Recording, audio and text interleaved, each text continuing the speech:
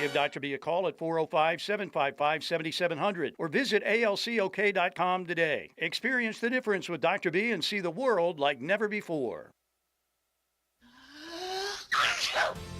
When you're sick, you need to be seen by a health professional today, not next week. Norman Regional Urgent Care is here for you from 7 a.m. to 7 p.m. Open 7 days a week at Porter Health Village in Norman and Monday through Friday in Westmore and Goldsby. No appointment needed, just walk right in. Whether it's a sudden illness or a minor injury, Norman Regional Urgent Care is ready to get you back on your feet today, not next week. Hey Lister, I've been hearing all this talk about how prices on vehicles are through the roof, inventory's low, interest rates are high, and the games other dealers are playing are just out of control. A lot of people are scared to even go look for a new vehicle. Jack, I've been hearing the same exact thing. So I've been thinking, down here at Knippelmeyer, let's go back to what made us the #1 dealership in Oklahoma for decades. I'm thinking starting September 1st, we price all of our trucks and SUVs at invoice, minus the rebates. That way we are helping people get the best deal right off the bat, without playing all the games the other dealers are playing. That sounds like a game changer. Do we have enough inventory to sell our vehicles so cheap? Yes, sir, we do. There are plenty to choose from and more on the way. And we've been getting some really good interest rates lately for our customers. So we've got the high prices figured out with invoice minus rebates, inventory on hand, and interest rates not driving up customers' payments. There is absolutely no reason someone shouldn't get their dream vehicle from us. Yep, and Knippelmeyer is the place to get them. Chevrolet. Together, let's drive.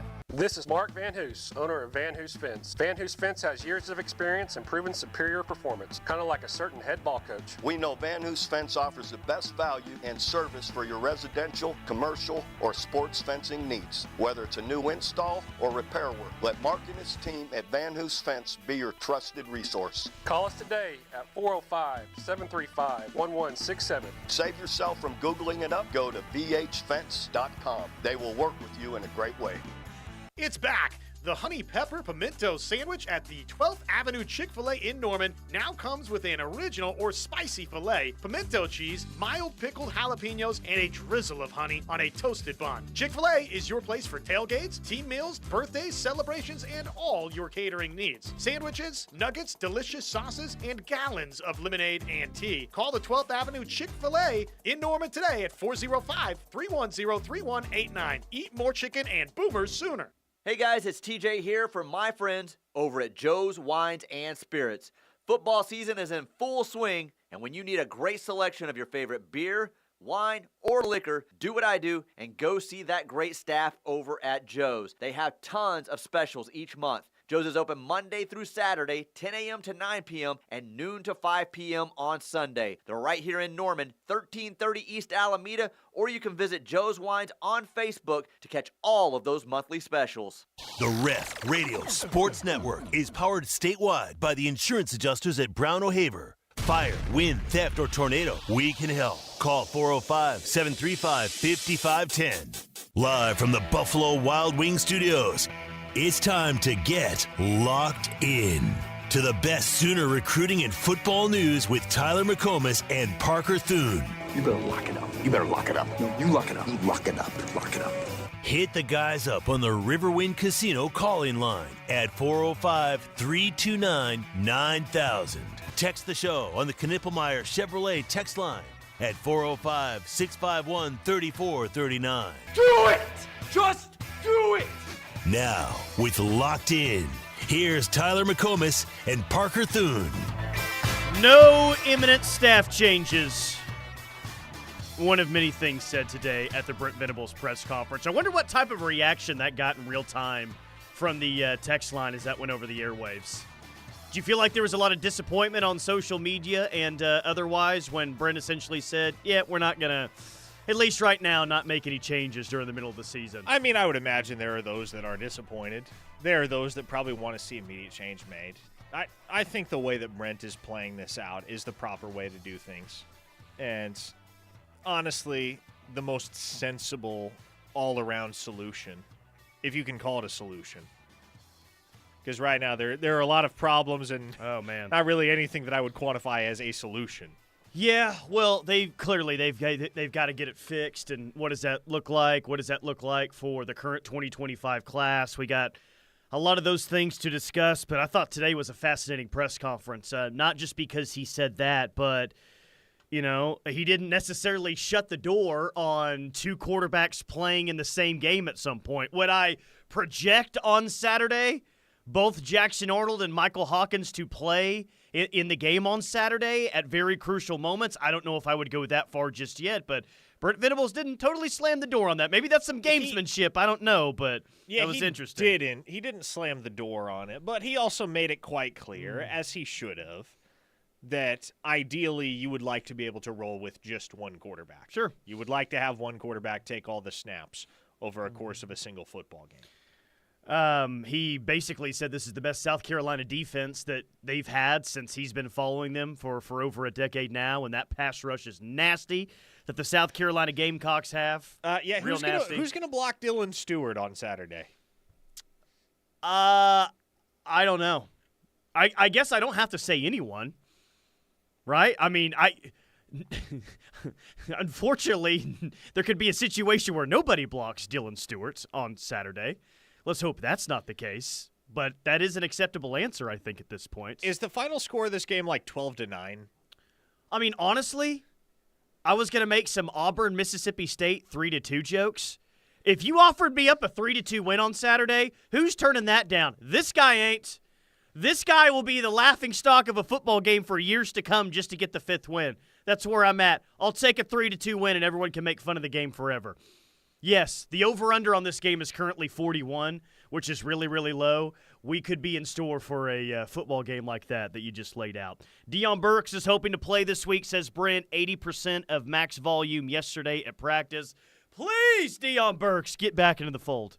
But as we've recently said, is, you know, as much as Deion Burks would help, like nobody alone is fixing the issues that this offense is having right now. That's the unfortunate reality. And Brent also used the words, he wants to defy all the odds with regard to Deion Burks seeing the field this weekend. So that does not leave you terribly optimistic either.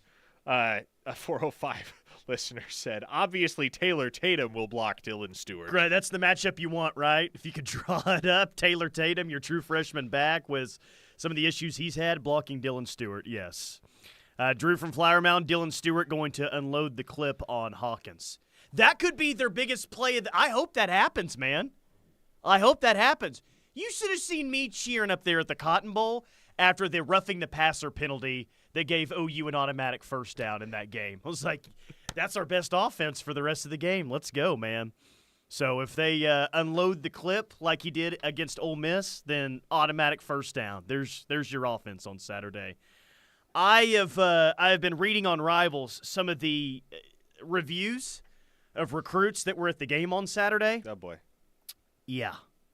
2027 5-star Booby Feaster says, quote, Texas would surprise me a lot this year if they don't win a natty.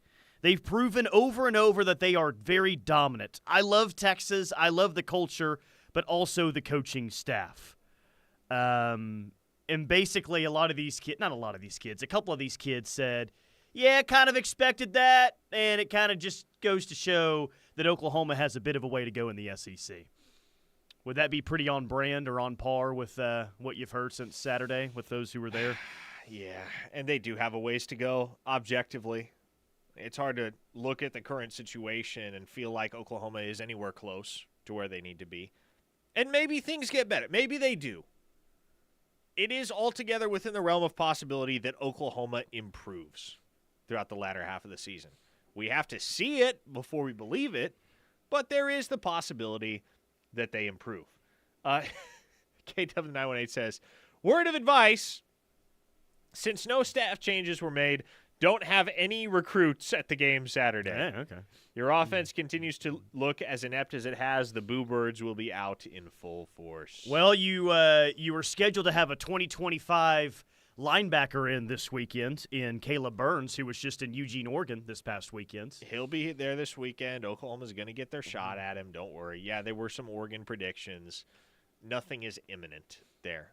OU's going to get a shot, and from everything I have been told and continue to be told, Oklahoma is still in the best position with Caleb Burns, and that has a lot to do with the geographical hurdle that Eugene, Oregon presents. Cherokee Sooner says, 1-0 win over South Carolina. We score on the rare 1-point safety. Who says no? That'd be great, except that you have to have a touchdown scored before a 1-point safety can occur. 1-0 is an impossible result, but for some reason, if they made a new rule in the SEC, here's how you can score 1 point. I would take a 1-0 victory at this point. Here is another recruit. This is a 2027 four-star offensive tackle, Brian Swanson, who had the Sooners as his early front-runner recently, could be changing his tune after seeing Texas dominate on Saturday afternoon. God, this is depressing. Quote, OU definitely has some work to do to make through the SEC. Texas looked good. I feel like the passing could have been better, but overall they look good. This definitely helps Texas in my recruitment. After the first half, I see Coach Sark worked his magic and made changes as they shut OU out, end quotes. This game means a lot when it comes to recruiting, especially when you're recruiting head-to-head against Texas. How about you just kids. stop reading the recruiting reviews for the rest of the day? Okay. It doesn't get any better from there. Yeah, I was about to say, there can't be point. anything good that can come out of this. Booby Feaster, he's a great individual talent by himself. Even though it would take a couple of years to get him on the campus, it'd be awesome to have Booby Feaster, but Texas doesn't deserve that great name on their roster. And it feels like Booby Feaster is maybe leaning towards the horns right now early on in his recruitments. He liked what he saw from the Longhorns. Texas doesn't deserve that, man. 1-star Chonky Chuck just says, I'm so very sad. Yeah, join in. 2-star Lost City Sooner, let's just skip recruiting and talk fishing. The weather is amazing. Would you like to have a couple fishing segments coming up? We can get submissions from the text line. Yeah, I'll be topics. honest. I don't spend a whole lot of time fishing, so if y'all have insight there, by all means, throw it out. I can't really give legitimate advice and or tips on fishing because I'm from Nebraska. We don't fish a whole lot up there. What do? Do you hunt? Hang out all winter long inside until the College World Series, or what? My family is big on pheasant hunting. Because they're all from South Dakota. So pheasant hunting is big in the Thune family. But outside of that, yeah, we're just chilling. Chonky Chuck says, nah, we're 0-0 going into the third overtime. That's when we get the 1-point safety. They do go to the alternating 2-point conversions now. Is that the third? Yeah, so I think the first overtime is normal. You can kick a PAT, I believe. Second overtime, you got to go for 2. And maybe the third overtime is the alternating 2-point conversions. You know why we did that. Because that LSU Texas A&M game was so great. That 2020 OU Texas game was so great. They were such great games. We have decided they were so awesome. Let's ensure that we never see those again. College football is run by the dumbest group of people in this country. I am fully convinced of that. Whoever makes these decisions on the national level regarding college football, whoever has been involved in those decision-making processes over the last 4 or 5 years, this is the dumbest group of people in the contiguous U.S. It is true. What this man says is accurate. 405-651-3439. Keep the text coming. 1-star recruiting boomer says, thank you, Tyler, for helping me get closer to driving my car into oncoming traffic. We're not even past the first segment yet. I apologize. I won't read any more of those. It doesn't do any good. I think we all get the point there as to what some thought sitting there on Saturday. And not that we can blame them. I think we all thought very similar things, not in terms of getting recruited by OU, but just how inept the offense looks. So, and that's kind of my big question for the 2025 class as it sits right now is, all right, so Brent said no staff changes are going to happen kind of in the immediate future. Yeah. But let's all raise our hands if you think that there's going to be staff changes on the offensive side at the end of the season. Everyone? Recruiting boomers got one hand on the steering wheel trying not to drive in oncoming traffic. We all got our hands raised here. So how is that going to affect the 2025 recruiting class when it comes to the offensive side of the football? Because I'm not saying that it's ideal that you have 5 or 6 true freshmen playing next year. I don't think that is. But it's very realistic to think that with the offense and what it looks like right now, you're going to need some immediate help via the transfer portal, via this recruiting class, whatever. And maybe Seth Luttrell has been here for such a short amount of time that it won't overall impact that class. But dude, that's the last thing that they need right now. Yeah, well, look, it shouldn't have much of an impact on the 2025 class because Emmett's going to keep the receivers locked in. Biedenbo's going to keep the O-line locked in. DeMarco Murray's going to keep Torrey Blaylock, the lone running back commit, locked in. Like, I don't worry about any of those guys. Kevin Sperry, Kevin Sperry committed a whole offensive coordinator ago and has stayed locked in. So does it result in decommitments in 2025? I don't think so. But if you were to part ways with Seth Luttrell, Tyler, I will say this. You will have to re-recruit Jaden O'Neal. Whether that means he decommits or not, one way or another, you're going to have to re-recruit that kid. Yep. And that is the centerpiece of your 2026 class as it stands. Absolutely. And not just the centerpiece, like, could maybe end up being the best player. And I guess that's kind of the same thing, but that's a guy that looks like he could be 5-star territory by the time it's all said and done. Now, there's a former 5-star quarterback. We all know now that that's not necessarily a guarantee that they're going to be a good player. We got a 5-star quarterback that could be playing somewhere else next year. But Jaden O'Neal looks like he's a really, really good player, and you want to do everything you can to keep him in that class. Joe in Tulsa says, quit putting 5 stars on a pedestal. Rankings are trash. Vanderbilt isn't having issues competing with 3 stars. Jackson looks better than Stone. Hawkins currently better than Arnold. R. Mason better than PJ. Give me the 4 stars that were underrated like Elijah Thomas. He's a 5-star talent. Spend our money on those dudes, and eggs aren't all in one basket. Yeah, that's all fine and well. Think about the dudes that torched you on Saturday. Quinn Ewers was a 5-star. Ryan Wingo was a 5-star. Anthony Hill was a 5-star. Colin Simmons was a 5-star. Was Banks a 5-star? Kelvin Banks, 5-star. DJ Campbell, 5-star. Derek Williams, 5-star. And you can go on down the list because there are more of them on that Texas roster. And that goes back to what Ted said on his podcast with Gabe, and it's 100% true. Texas was just bigger, stronger, faster than Oklahoma on Saturday. The rankings aren't always indicative of what a given player is going to turn out to be at the collegiate level, but 5 stars are 5 stars for a reason, and that reason is generally because they're genetic freaks that there just aren't many of. For instance, another guy who we've already referenced that you're going to have to go up against this week, Dylan Stewart was a 5-star, and boy, you can see why. Nick Harbor was a 5-star too, and boy, you can see why. 5-star Randy, if a coordinator change happens after the season, could they get Brennan Marion? I mean, could they? Maybe. I don't know if, what Brennan Marion's going to get offer-wise in terms of being a head coach, but I don't, at least to me where it sits right now, especially since a firing hasn't officially happened, I think that you could come up with 4 to 5 names that might sound like it makes the most sense. But to nail down just one name that makes more sense or is more likely than anyone else, I think is pretty difficult at kind of at this point in the season. Again, 4 or 5 names, I think a lot of those names have already been mentioned. But to nail down one name, here is the obvious choice, here's who clearly Brent Venables is going to pursue more than anyone else, to me it's kind of hard to find that name right now on October 15th. To know exactly what he's thinking. There's still a half season of football to be played, for instance. And, a guy who is really, really sexy right now as far as his stock in the coaching realm, a guy like Dean Kennedy at James Madison.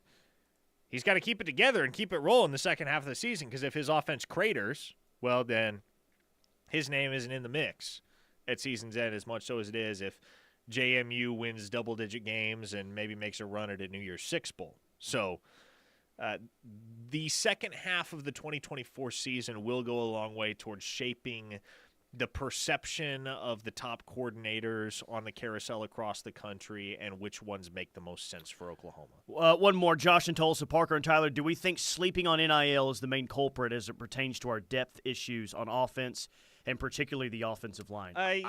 Sleeping on NIL, I don't think that's what OU has done. They just got Michael Fasusi, which took to NIL. They just got Dominic Williams in the offseason. The unfortunate reality is that they placed an emphasis on defensive acquisitions in the portal this offseason with their NIL pool. And that came at the expense of some big-time offensive linemen. And they still got decent guys, right? They still got Branson Hickman. They still got Michael Tarquin. They still got Fabechi Wiwu. But you look at the way that offensive line is playing, and you can safely conclude that though those guys might be decent's not good enough. Yeah, I don't know. I don't place that very high on the list. I think that they're okay in that spot. They're not the top in college football, but they're in a good enough place where the offense shouldn't look like that. I think that we can all agree. Like, where OU's at NIL-wise, it shouldn't look like the worst Power 4 offense that's out there in college football right now. And that's exactly what it looks like. 832 Mike said, well, our 5-star guys are not good. Peyton Bowen hasn't done anything of substance. That's just not true. And PJ should have never been a 5-star based on what we've seen. Why is everybody writing off PJ? Why is everybody acting like PJ is a lost cause? He's a sophomore. He's been hurt all year. A fully healthy PJ is without a doubt your most physically imposing defensive end and most daunting matchup off the edge. He's just got to get healthy.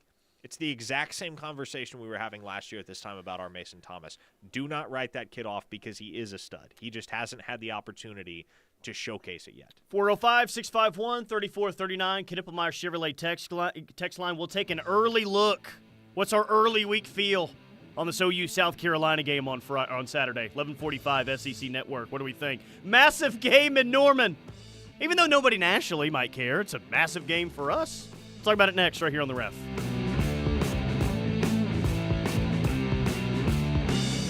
What's going on, Sooner fans? This is former Sooner linebacker Caleb King Kelly, and you're listening to The Ref, the home of Sooner fans. This year, we considered hiring an ad agency to help with our marketing. They pitched impressive visuals and a script that was inspiring. And exotic animal mascots to help grab your attention. In the end, we just decided to tell it to you straight. Shelter Insurance has award-winning customer service at affordable rates. Plus, our local agents are there to help you understand what coverage you need. For auto, home, life, or business insurance, see Shelter Agent Brian McPherson. Do you like to stand out in a crowd while wearing the best in OU apparel? The Jimmy Austin Pro Shop carries the best brands you can wear to work or even dress up events. Lines such as Lululemon, Travis Matthew, FootJoy, Greg Norman, Grayson, or Turtleson with the OU and Jimmy Austin logo are sure to catch everyone's eye. You don't have to be a golfer to shop at Jimmy Austin. They also do corporate special orders for you and your company. Call them today, 405-325-6716, or visit theougolfclub.com for more information. Hey Sooners, I'm OU alum and Boyd Street Ventures founder James Spann. The Sooners season is underway, which means it's time for the Boyd Street Ventures Under the Radar Player of the Game. It's time for you to consider investing in BSV. Our portfolio has 16 innovative, under-the-radar, Oklahoma-connected companies. If you want in, the sooner the better, as our fund closes December 31st. Check out our portfolio at BoydStreetVentures.com. Boyd Street Ventures, under the radar, above the crowd.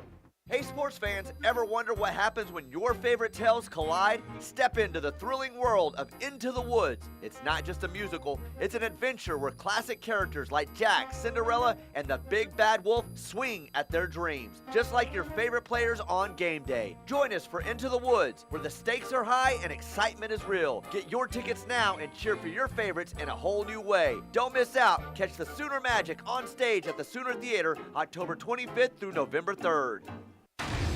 Teddy Lehman. I thought this was just one of the more fascinating things I've ever seen. And Tyler McComas. That, to me, that's unbelievable. Telling it like it is, whether it's what you want to hear or not. I think there's some truth to that, but I still think you're a total homer, but yeah, I think there is some truth to that. Teddy Lehman and Tyler McComas. The Rush. Weekdays from 3 to 6 on the home of Sooner fans. The Ref Sports Radio Network. Hey, y'all, I'm Blake Shelton. Being from Oklahoma, I know a thing or two about natural disasters. Tornadoes are common where I'm from and have affected my life and the lives of people I care about. No matter where you live, be aware of the dangers in your area and have a plan. You can create an emergency kit, come up with an evacuation plan, and know where to seek shelter. You never know when a disaster may hit. These simple steps can help save a life. This message is brought to you by the U.S. Air Force. Discover the path to sobriety, emotional well-being, and lasting positive change with the Virtue Center, a nonprofit serving Oklahoma since 1972. Specializing in addiction, gambling, and mental health-related services, we offer same-day walk-in screening appointments Monday through Friday and serve ages 12 and up, as well as individual clients or families. Give us a call at 405-321-0022 or visit thevirtuecenter.org to learn more. Here at The Ref, we know football, and we talk football every single day. But it wouldn't be possible without the great people at Wade Electric. Because while we know football, we trust Wade Electric for all of our electrical needs. Anytime we need electrical work done at our station, we call Wade Electric. They've been out to install new exterior lighting, convert interior lighting to LED, update devices, and install new power where needed. Call them today at 405-329-1940. Wade Electric, the electrical experts.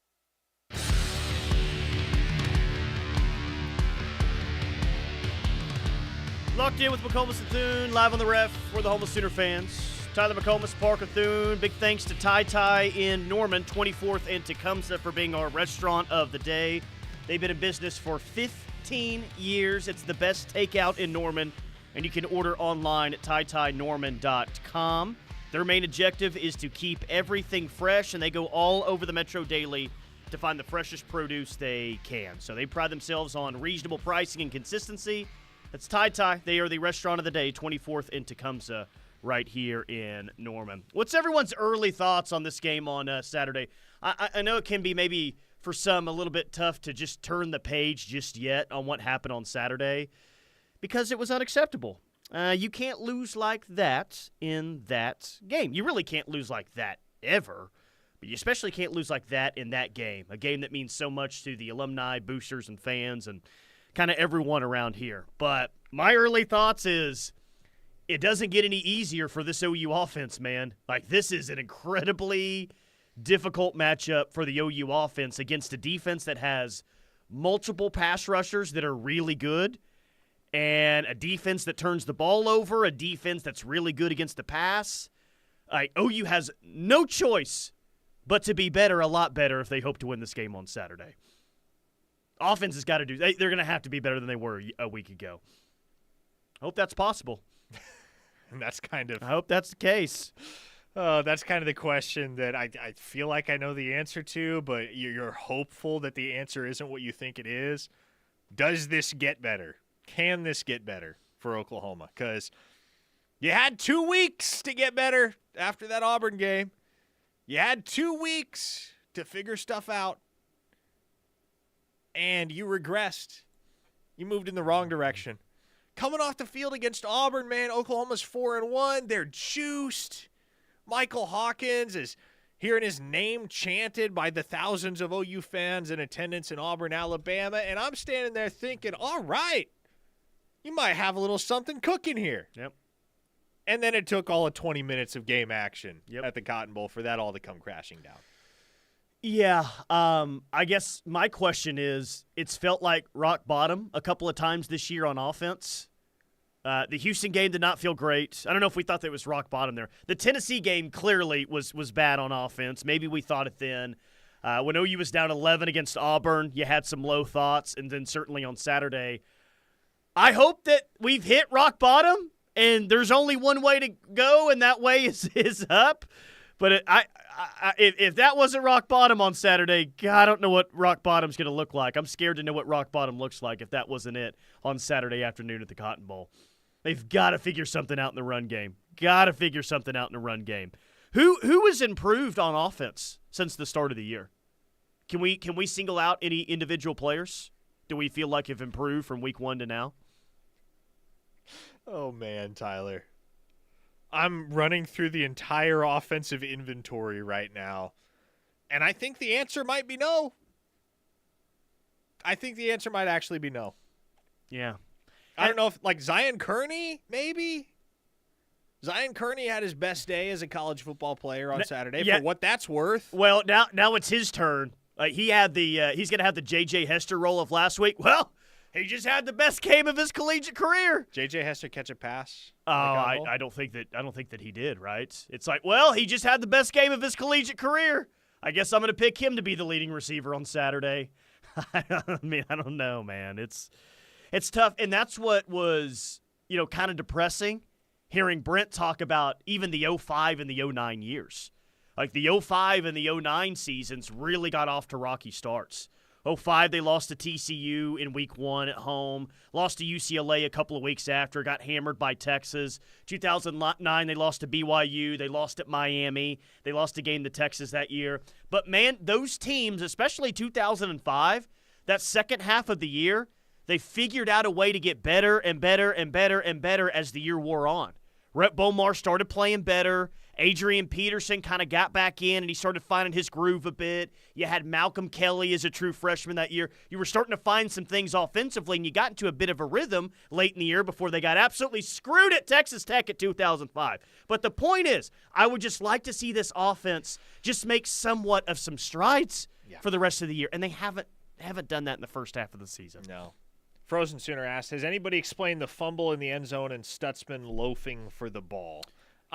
He mentioned it on his at the Rudy show last night. Did he? He was saying, this is paraphrasing quite a bit, that there were 4 guys kind of in the general vicinity that could have made that play. And who did he give it up to? Text line, help me out. Maybe Woody Washington, he say, was really booking it, trying to make that play, I think. I know it was RSJ who punched it out, right? Yes, and it was Woody on the other side that helped bring Trey Wisner down. Yeah. And we discussed that yesterday. Vinny Paul got after me because he felt like for whatever reason I was questioning Danny Stutzman's effort on that play. I don't think Danny Stutzman was loafing. I don't think that's in Danny Stutzman's DNA. We've never seen anything from Danny Stutzman that would suggest that, but I more so would just I would legitimately like to know what was going on in his head in that moment, because I'm sure there's an explanation, but if you watch that play in real time and you don't know any better, and you don't know what Danny Stutzman is and who he is as a player, then that is the conclusion that you would come to, that he did kind of loaf for it. 4:05, end of the day, massive mistake hiring Seth. You can't make those kinds of mistakes in the SEC. You become lower tier real quick, and it takes years to recover. So that last sentence is actually something that I was thinking about today during show prep. It's, okay, well, we're worried about the now when it comes to this offense. What it looked like last week, what it's looked like up to this point, and what it's going to look like on Saturday, and if it's going to be good enough to win.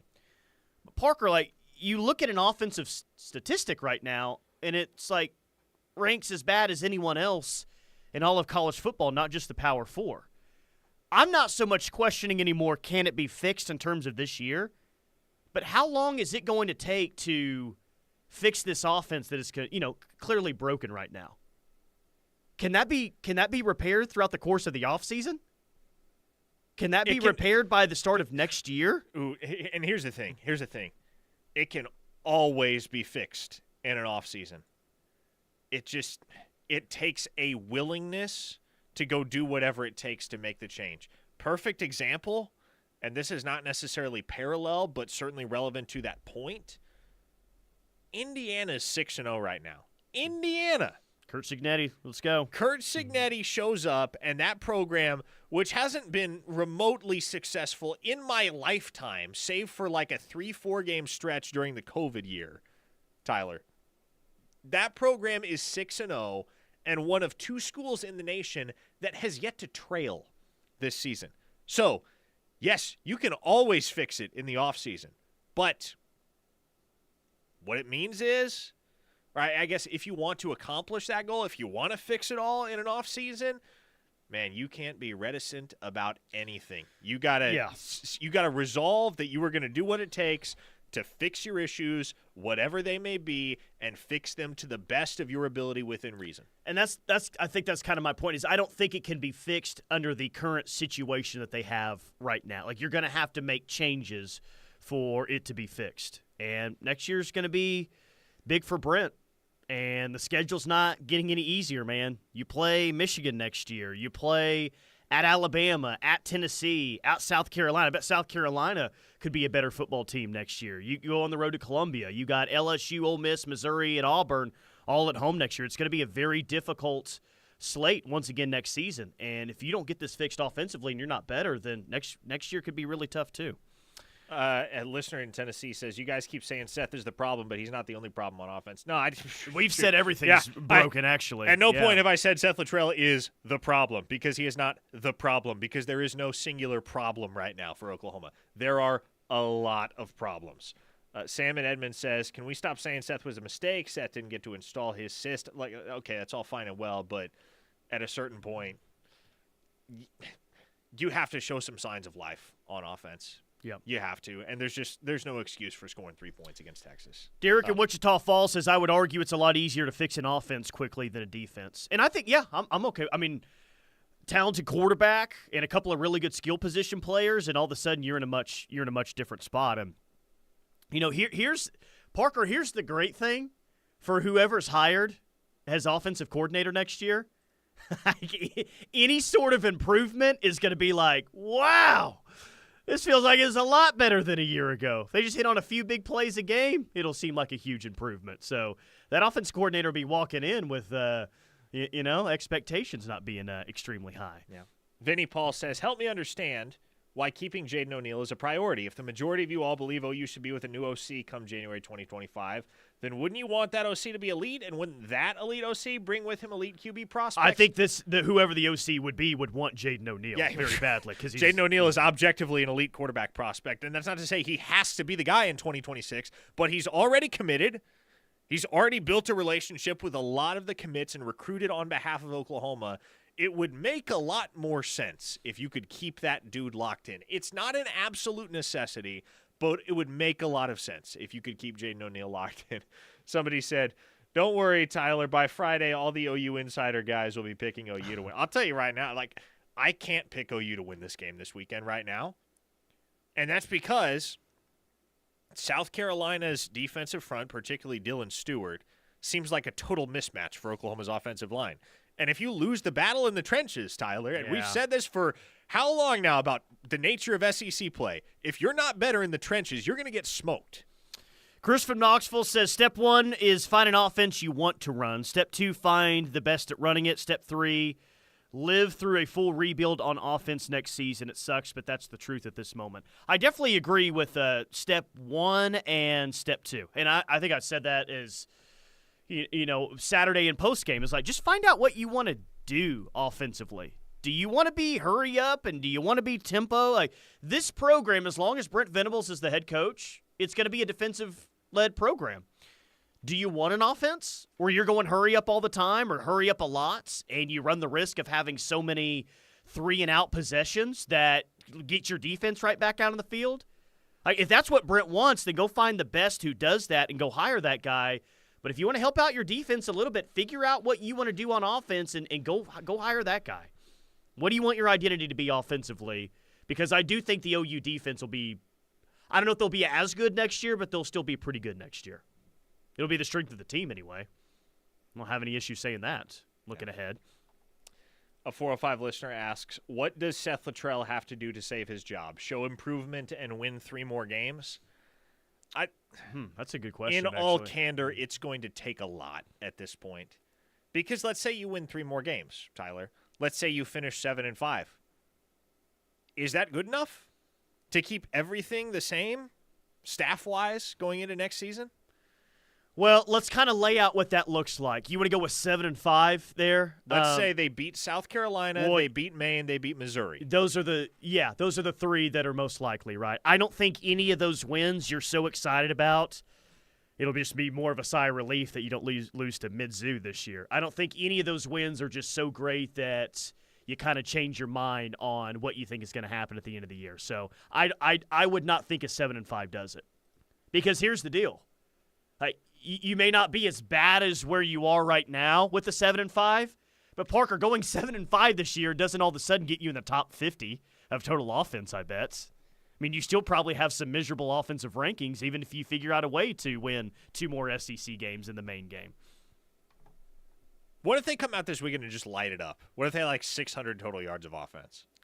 I honestly, I don't know. I'll just throw my hands up and say, at that point, I just kind of, I give up. I'm giving up too at that point. It's like, well, if things turn around like that meteorically for Oklahoma's offense in 2024, then I have no further analysis to offer on this football team. I think we all know what we can reasonably expect this weekend, which is a modest, mediocre offensive performance at best, and a defense that is going to have to play exceptional football to keep Oklahoma in the game. Yep. 405-651-3439. Final segment of Locked In coming up next right here on the Ref. A true Sooner fan wouldn't be caught dead without the KREF app. Join the Army. Get the app. Tell your friends. This is the Ref, where diehard Sooner fans listen. Riverwind is the Metro's best casino experience. We've got almost 3,000 of your favorite games. And the Showplace Theater at Riverwind is the hottest spot for live music. Don't miss out on our Spooky Spin Spectacular giveaway. Play with your wild card to win your share of $80,000. No tricks, just treats, big wins, and good times. Only at Riverwind. There are trucks, then there's the truck. GMC Sierra, with available features like the V8 engine, the ultimate luxury interior, and of course, the available world's first 6-function multi-pro tailgate. GMC Sierra, not just any truck, the truck. GMC's continued commitment to professional-grade engineering is on full display at your Oklahoma GMC dealers. Come take a test drive today and see for yourself. We are professional-grade GMC.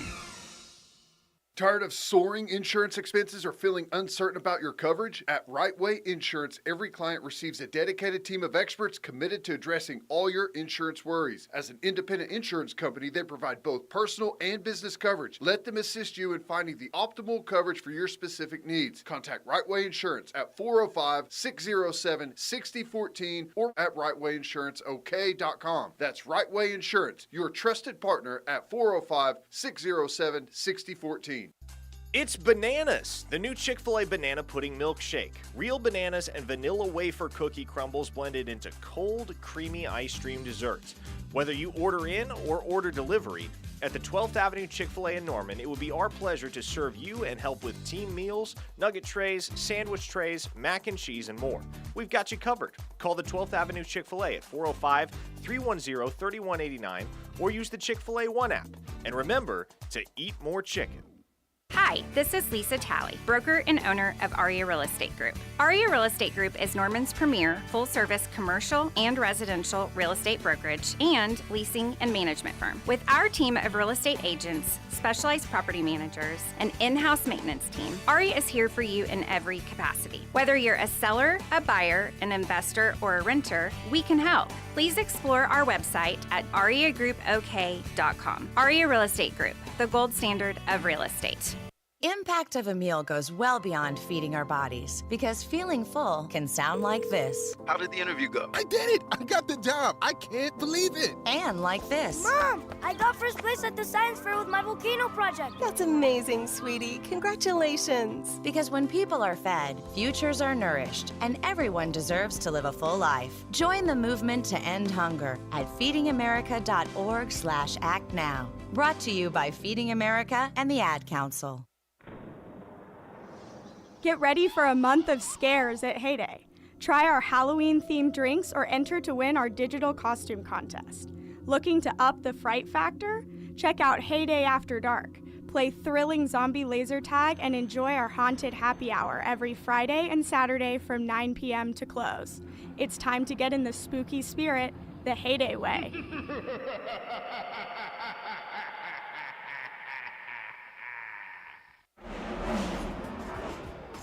Hey drivers, it's Ryan Blaney, your 2023 NASCAR Cup Series champion and driver of the number 12 Discount Tire Ford Mustang. Do you know one of the most important things that helps keep my car going on the track? Tire pressure. Keeping your tires properly inflated is crucial for safe stopping power and better gas mileage. Check your tire pressure at least once a month or stop by a local tire retailer for an air check. A message from the U.S. Tire Manufacturers Association.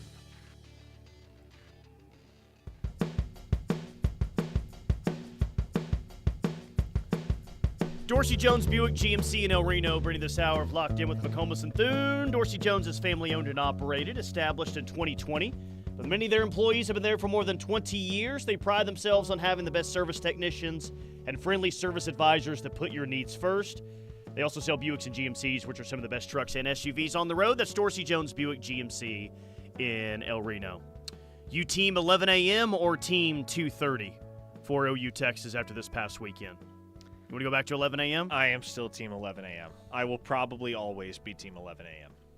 I'm really kind of never team 11 a.m., but if it means being team 2:30 that they run out of freaking water before halftime on the OU side of the Cotton Bowl, then I will be team 11 a.m. They still may run out of water before the first half at 11 a.m., but let's maybe get that fixed, guys, please, especially if it's like the hottest OU Texas game in recent memory. The YouTube chat, Eric Crawley says, BV at his presser today says there were some good things from the offense last weekend. Anyone still have any faith in this guy? Anyone have any faith this guy has any clue what he is doing? So there's that. Zach says, why can everyone else have a healthy, functioning roster besides OU? Big Rob says, what happened at the players-only meeting today? Does anyone know? I think the players-only meeting wasn't today. That was Sunday afternoon. Who said that last night? Danny said that last night? Yes. Revealed that? Yeah. Patrick says, I stayed away from all this drama. Have I missed anything? You've missed a few things, Patrick. A few things, certainly. A 405 listener asks, is Brent Venables essentially Gary Gibbs? Being a very well-liked and very well-respected coordinator, just not a head coach? Or is it way too early for that question? He's got to fix the offense. Yeah. I think that there's a lot that Brent has done in terms of, the culture stuff. He said that he'd build a defense when he got here. He's clearly built a defense. But his deficiencies are, I think this team has way too many penalties at times, not always disciplined, which is a big trademark of a head coach, but he's got to get the offense fixed. And if he doesn't get the offense fixed, then I think we all know what that could mean in a couple of years. But if he does get the offense fixed and the defense continues to play at a high level, then I do think the results can be a lot better. But we all know what's got to happen here. And I think, yes, it is too early to start making the Gary Gibbs comparison because this team did win double-digit games last year. They're still 4-2 for the time being. It's an ugly 4-2, and obviously the reasonable expectation is that they're not going to win more than, say, 7 games this season. But there is always the possibility in this modern era that you can dramatically improve the overall talent level on your roster in the course of a single off season. It comes down, though, to the willingness to be able to spend the requisite money to make that happen. So this is going to be a pivotal off season for Oklahoma. And quite frankly, Tyler, if this season unwinds the way we expect it to unwind over the back half, then I think this upcoming off season is going to be what ultimately makes or breaks Brent Venables' tenure as head coach at Oklahoma. I don't know if any of the other shows have done this exercise yet, but just kind of thinking out loud. What are some years in like the past 30 years or so with OU football where the offense has been bad, very bad, and they tried to fix it the next year, and what did it look like? Well, let's start with 1998 because that's the year that everyone likes to bring up with this offense, right? 1998, they didn't just make some changes. They made, wholesale changes. There was a new, head coach and everything. 1998 was a terrible offense, and they went to a completely new system in 1999, and I think we can safely say it was a lot better. So, different era of the sport, not the transfer portal era of the sport, but from 98 to 99, they made massive improvements. What's another good year? 2014, I guess. 2014 was a year where you got your offensive coordinator fired and Josh Heupel. Now, even that offense, though, could run the football at times. Samaje Perine, though it was against a bad Kansas team, did break the single-game rushing record that season. But 2015, you ended up being a really good offense. Now, it kind of took a while to get going, and it was, really, you hired a new offensive coordinator. You had Baker Mayfield on campus who was eligible to play, but I don't know, man, just kind of thinking out loud, there's been a couple of years that you can go back to say that offense was really bad, and, yeah, they fixed it in a year's time, and they were a lot better. And hopefully that can happen next year. hopefully that's the case. Chris from Knoxville on the text line asks several questions. Do y'all think this class and last year's O-line class, strictly talent-wise, are Bedenbaugh's best since being at Oklahoma? My answer to that question is yes. Yes, I think they are. Also, what will it take for the same defensive line revamp to carry over to the O-line? Does it simply come down to better NIL offers and for Bill embracing it? Look, Bill embraces it. Bill doesn't have anything to do with NIL at Oklahoma. Ultimately, that's in the collective's hands. What guys get paid, that's not – I feel like the majority of the coaches on this staff would just rather not know altogether. Ultimately, what they do pay a guy is going to be subject to Brent Venables' discretion, certainly. But to answer your question, yes, I think there needs to be more money doled out for high-impact offensive linemen. And, shoot, Bill Bedenbaugh will be on board with that. That'll happen. Bill Bedenbaugh isn't going to say, no, I don't want that five-star portal offensive tackle if he costs $900,000 a year. No, he's going to say, come on with it. I need help. Let's do it. Yoda, hey, Parker, Tyler, do you guys do your post-game show for the home games at Yo Pablo? Post-game is at O'Connell's, so see you there after the game, Yoda. Be good to see you there. Frisco Sooner says that 10-win season last year was like winning 7 to 8 on a normal year. That was, without a doubt, the easiest schedule in OU history. OU lost 3 games to 3 very average teams. Can I sunshine pump for just a second? We got about 7 minutes left in the show, so I won't take that long. You mentioned that OU lost to 3 very average teams last year.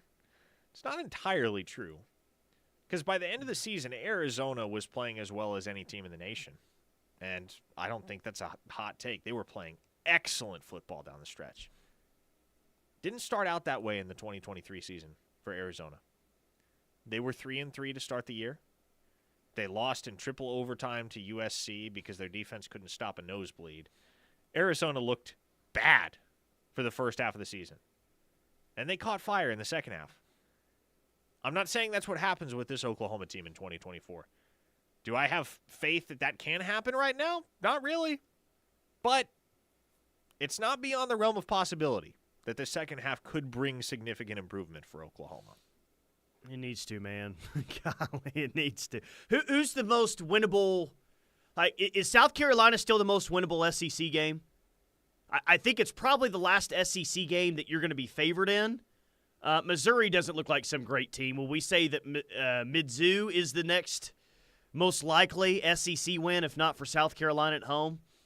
But I still think you'll be an underdog in that one. But I'm just kind of trying to look at the rest of the schedule and how everything's panning out here. EJ from Louisiana says Sark wasn't always liked at Texas. Then he turned it around, just saying. Yeah. And he has turned it around, man. Postal Sooner asks, did Caden Green get benched? Yes, Caden Green did get benched against UMass of all teams. So Missouri paid a king's ransom for the kid. Haven't really gotten their money's worth. So it makes you wonder. Sure, it'd be great to have Caden Green on this line in 2024, but how much does that change, really? We all thought early in the season, man, really wish you had Caden Green right now. Now here we are 6 games in, and it's like, well, does Caden Green really meaningfully change the outlook for OU's offensive line in its current state? 405, what happens with the coaches, however unlikely, if OU wins out? If OU wins out, if they go 10-2 this year and make the college football playoff, everyone will be back if that's the case. You did mention that, however unlikely, but if OU goes 10-2 and they go to Ole Miss and win, they go to LSU and win, they beat Alabama at home, that'll cure a lot. I mean, a lot would have to happen offensively for that to be the case. Softball Steve says at least OU could go 9-3. OU 34, South Carolina 21. Softball Steve has OU almost covering the over-under by itself, like a touchdown off of that. OU 34, South Carolina 21. Man, would I take that right now. Jeez. 405, Jim Harbaugh took 6 to 7 years to get Michigan to championship level. Why does everyone think it's 3 years or bust? Yeah, and see, that's a great question, but that's a question you just can't voice. You know, because nobody wants to hear that. At the University of Oklahoma, the standard is objectively much higher than it is at many other, pretty much all other football institutions in the country, save for, I guess, maybe Alabama and Notre Dame, maybe. And so you can't approach it from the standpoint of, well, it took Jim Harbaugh 6-7 years. Why can't you give Brent Venables 6-7 years?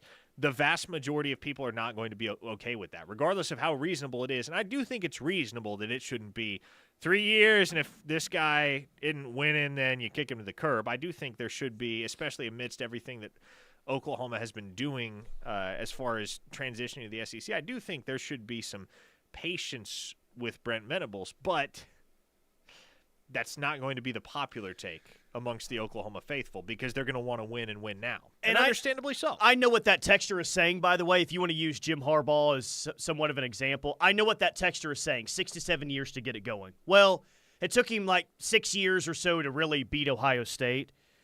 But here's what Jim Harbaugh was at Michigan year one. He won 10 games. Year two, he won 10 games. Year three, he was 8-5, but year four, he won 10 games. Then 9, then a 2-4 COVID season, and then 12, 13, and 12. I get what the texter's saying because the narrative for so long was, well, he can't beat Ohio State when it matters, but still, even though he wasn't able to beat Ohio State, he was there. How many full seasons? 1, 2, 3, 4, 5, 6, 7, 8. And in 6 of those, he had 10 wins or more there. So he was still winning a lot of games, though he wasn't beating Ohio State. But again, I do understand the overall point that's there about beating the Buckeyes. Blue Whale Sooner, the reason the complaining is so loud after only 3 years is just how bad the offense is. This fact is a major contributor to the impatience right now. 100% fair. And it just makes it more frustrating when I think that we can all acknowledge how good the defense is. I think that contributes to it too. That you feel like you're pretty dang good on defense and you're in a position to win a lot of games on that side, but you're so bad on offense you can't take advantage of it. You know, I think that could be a contributing factor as well. And that's one thing, one of many, Parker, that I'm very bummed about this year is that to me, I don't think there's any way we can see the true potential of this defense with what the other side of the ball looks like right now. Because, look, the defense wasn't perfect against Texas. Brent's made that abundantly clear in the past 24 hours. And I think we could all acknowledge that as well. But, man, with a better offense that could pick up third downs and move the ball, imagine how much better this defense would be than what they've already been through the first 6 games of the year. I wish we could see that from this defense.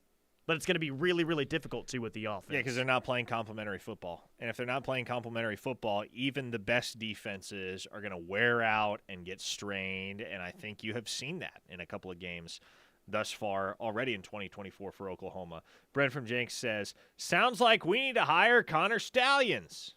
I read that one. Hey, I'm down. Let's go. The whistling in my ears is you blowing smoke up my ass. OU is best to be a 500 team. Stop with the history lessons. The new conditions prevent OU from excelling. We can't even look at history anymore to see what's happened in the past. Was I blowing smoke? Were you blowing smoke? I think that was me just saying, like, okay, let's just go back and look at bad OU offenses and if it was possible that they got better the next year, which 98-99 it did, and 14-15 it was. Yeah, again, it's absolutely possible to get better. But in today's era of college football, what it's going to take is an investment this offseason. No doubt. All right, the Rush is coming up next. Keep it locked on the Ref.